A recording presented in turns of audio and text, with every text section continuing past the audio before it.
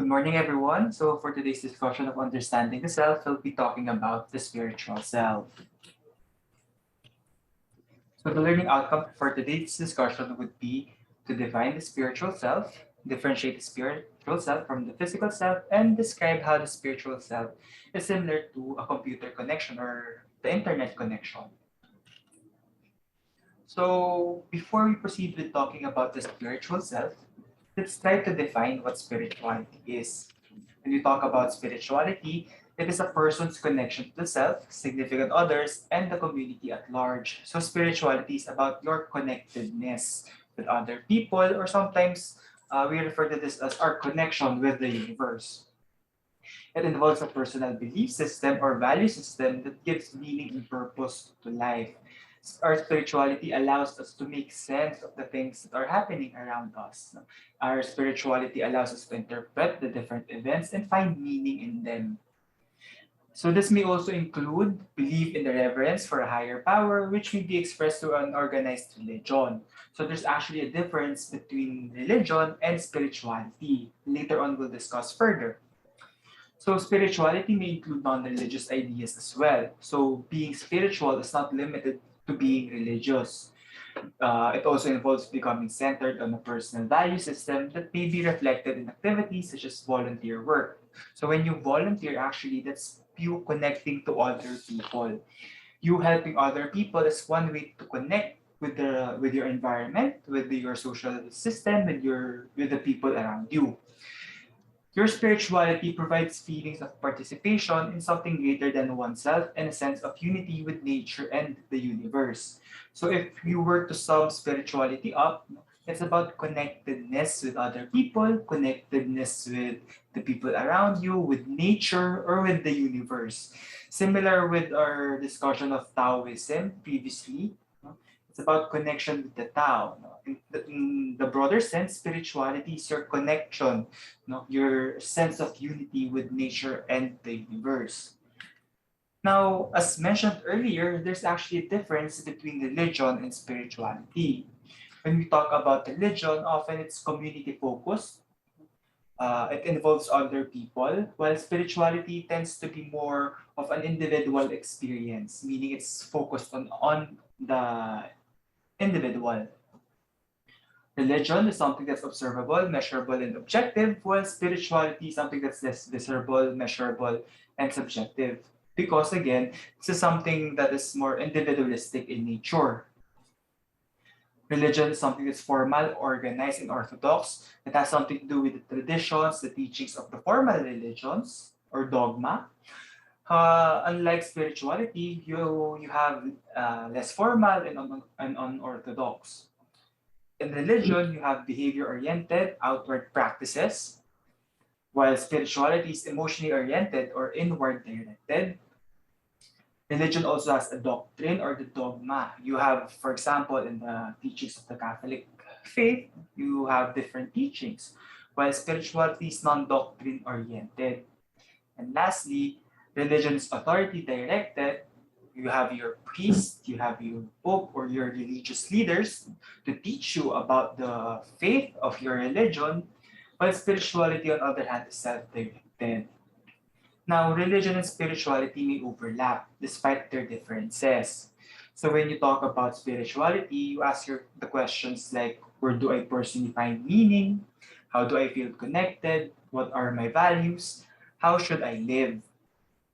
So again, it is an individual experience where spirituality and religion may overlap. So this affects the way we think, feel, and behave, especially during transformation.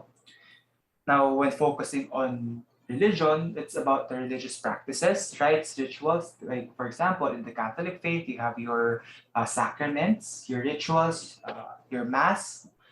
Uh, in religion, you're taught what's right and what's wrong, what's true and what's false. So, religion and spirituality may overlap with each other through your belief, comfort, reflection, ethics, and awe. Your religion may be a manifestation of your spirituality and vice versa.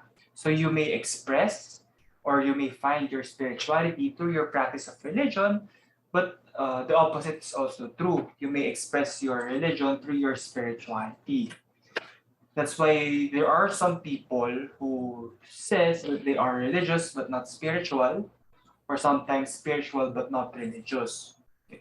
So they may overlap, but at the same time, they are distinct from one another. So spiritual but not religious would be people who do not have or practice any formal faith, or does not practice any formal religion, but find meaning and connectedness with the universe.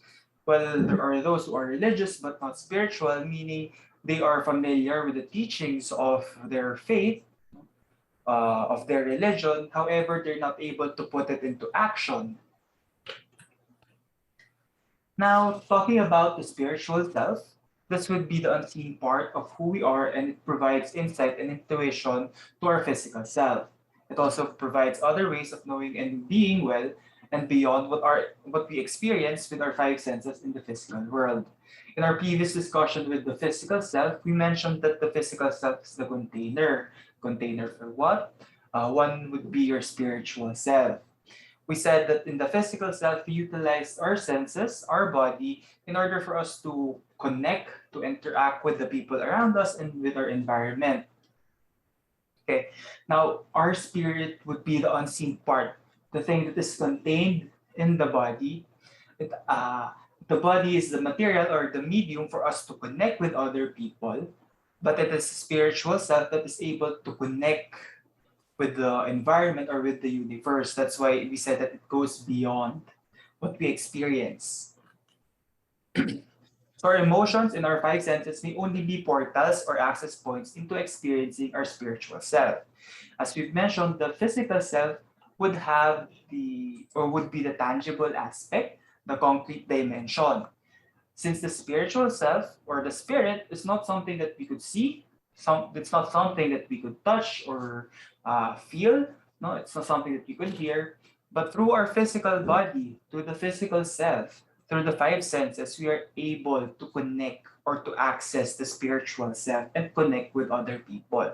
That's why we say that our body, our senses may just simply be access points to for us to be able to experience our spiritual self. Now, in William James' conceptualization, he proposed that the study of one's identity must consider two aspects of the self, the I and the me. So, to maintain a sense of self continuity across time, the I must create and connect with the various me's. Okay. The various me's would be your spiritual me, your social me, your material me. So the different discussions that we had and will have also in understanding the self. So previously we have discussed the physical self.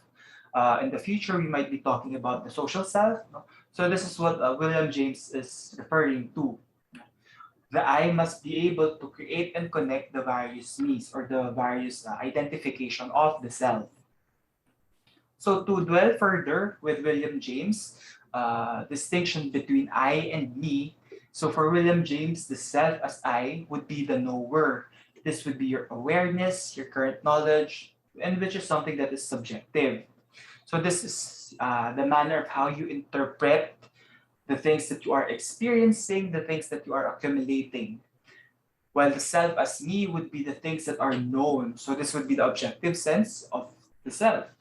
So define self-related behavior as self-seeking or self-preserving, wherein there are three constituents, no? Which would be the spiritual me, the social me, and the material me, according to William James.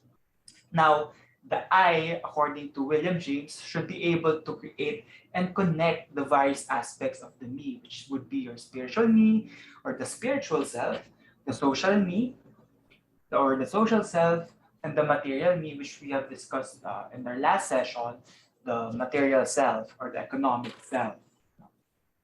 As defined by James, the material self would be anything a person could call his.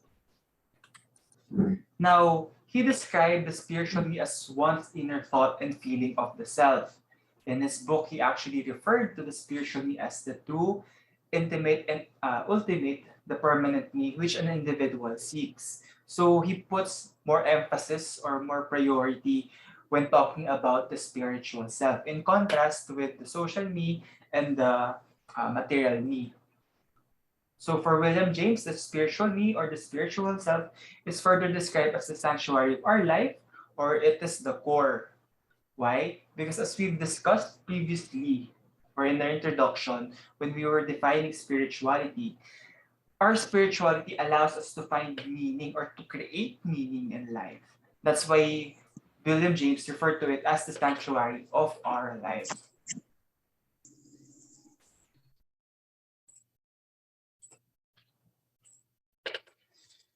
So the spiritual self is considered to be more advanced self or order or organization than the physical self or the material me and the social me.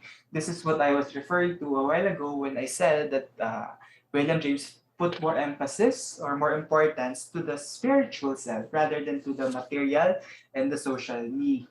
Okay. Why? Because through the spiritual self, we are able to connect with our environment and with the universe and have a higher sense of awareness.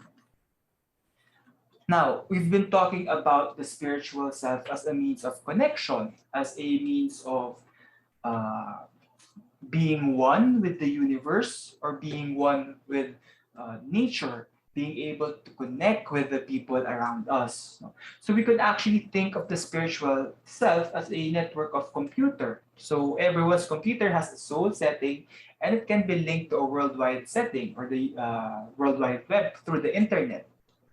Okay. So computers can be linked physically with all the actual physical wires and connections, but it can also be linked through the non-physical aspects, which can be considered as spiritual.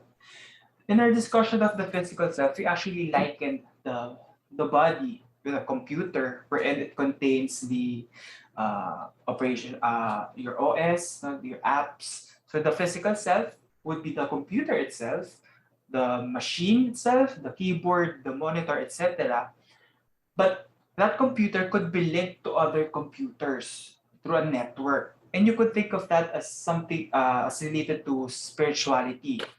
Individual computers could be connected with other computers through the internet. So same goes with spirituality. We are all connected with one another. No? Whether it's through socially, no? But spirituality, as I've discussed earlier, is about connectedness, feelings of unity with nature and the universe. And to conclude, as I've discussed throughout regarding spirituality and connectedness, according to Serge King, we are all connected to everyone and everything in the universe. Therefore, everything one does as an individual affects the whole. All thoughts, words, images, prayers, blessing, and deeds are listed too by all that is. That concludes today's discussion of the spiritual self. I hope that you're able to understand more about your spiritual self. Thank you.